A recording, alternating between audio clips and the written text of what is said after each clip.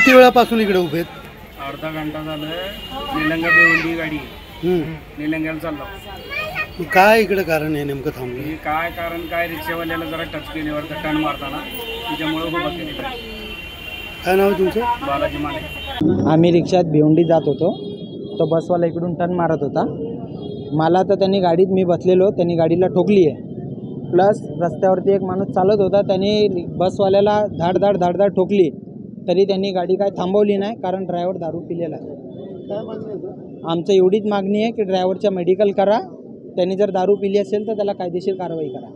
इधर rickshaw bus आ रही थी, तो सामने से रिक्शा आ रही तो सामने बस वाले ने एकदम दबाया और रिक्शा वाला साइड में हो गया. ना तो बस वाला ड्रिंक करेला था, उसने एकदम फास्ट में दबाया. कम से कम 4-5 लोग बच गए उसमें ठोकते. अभी मांग कुछ नहीं है. अभी इतने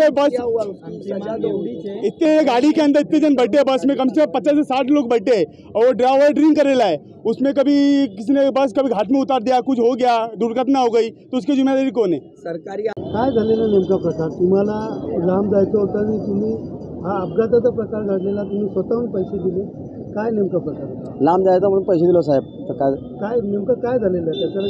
ते टर्न मारताना साहेब ते रिक्षाला ठोकलं. ते हां, दारू पिल्याला ते माहीत नाही आपल्याला. दारू ते पिलेलं नाही मला, आम्हाला माहीत नाही. ते एवढंच माहीत आहे साहेब. तुम्ही कुठनं कसा प्रवास करत होते आणि काय नेमकी घटना घडली? काय पण आम्ही भिवंडीवरून आलो, जायचं आपल्याला निलंग्याला.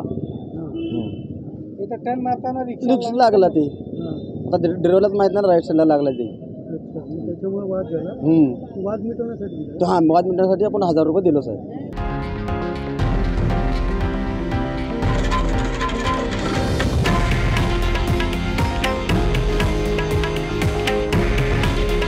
हे आहे देशातील नंबर 1 न्यूज नेटवर्क आणि आपण पाहत आहात TV9 मराठी.